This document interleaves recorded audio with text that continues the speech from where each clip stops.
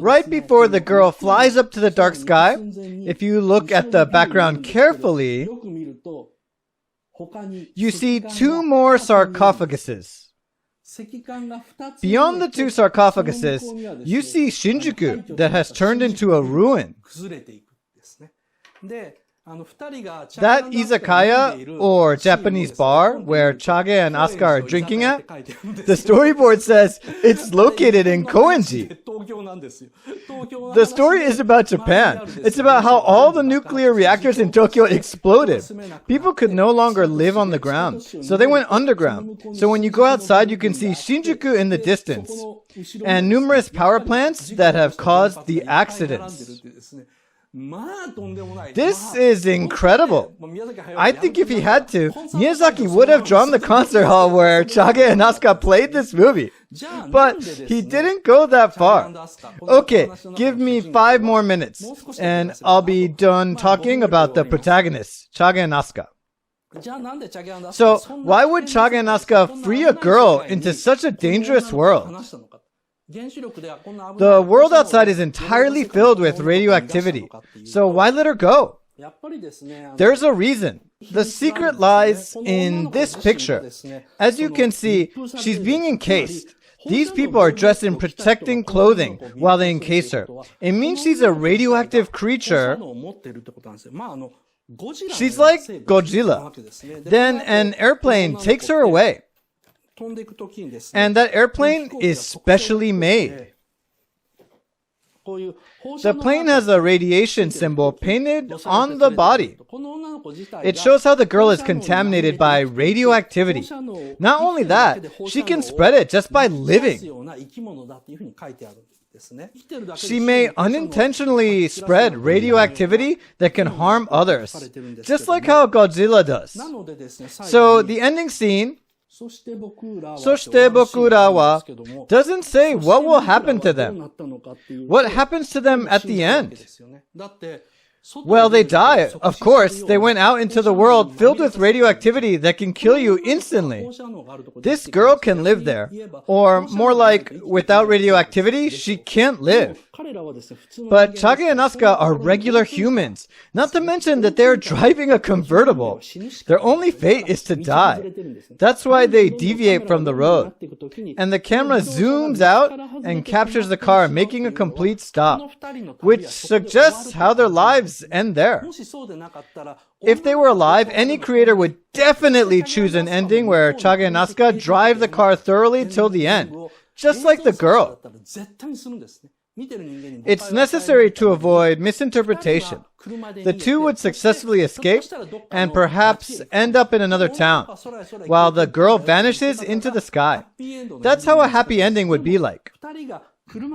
But in this anime, the car goes off the road and stops in a strange way.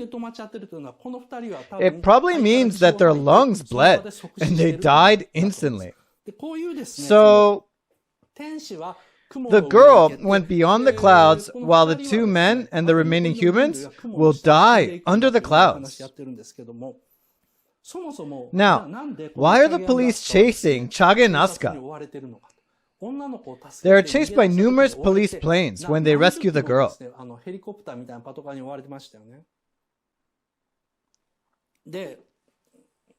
The police chase them because they want the girl back.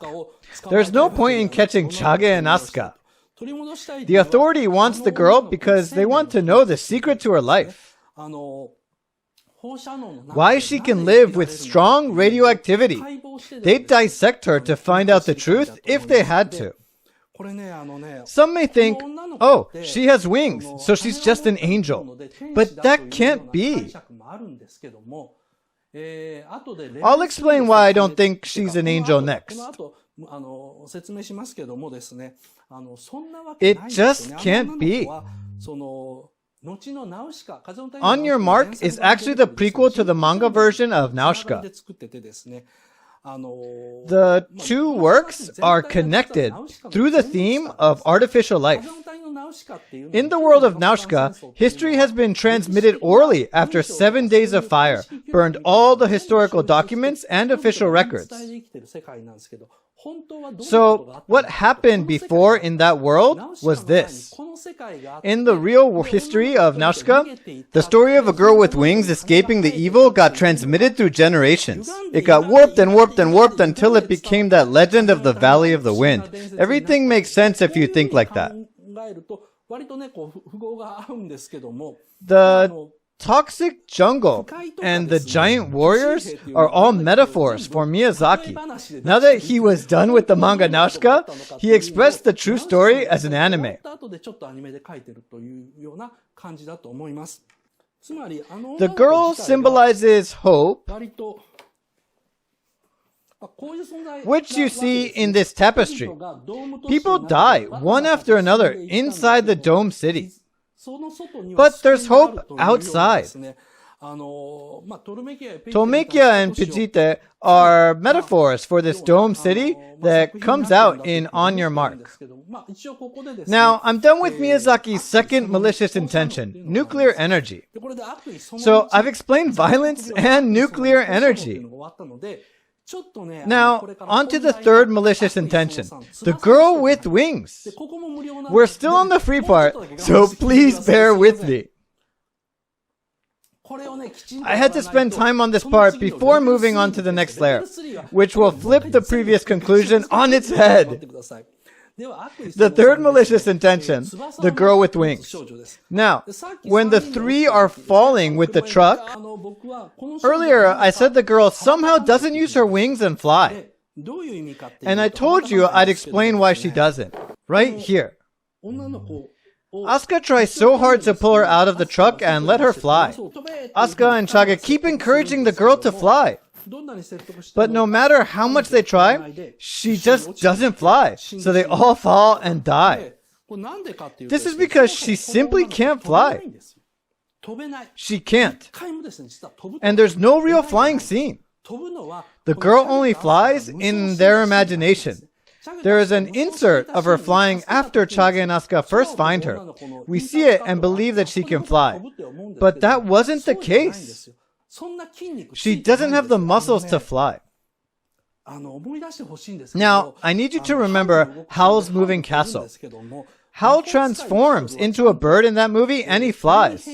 But when you look at him, he has these huge muscles around his chest and shoulder blades. Those huge muscles allow Howl to fly. That's Miyazaki. He's so obsessed about getting the mechanism correct, especially when it comes to machinery or flying. So if the girl is able to fly, she should have these gigantic muscles around her shoulders. But you see none of that. I'm convinced that this girl actually can't fly. This is where the girl first appears.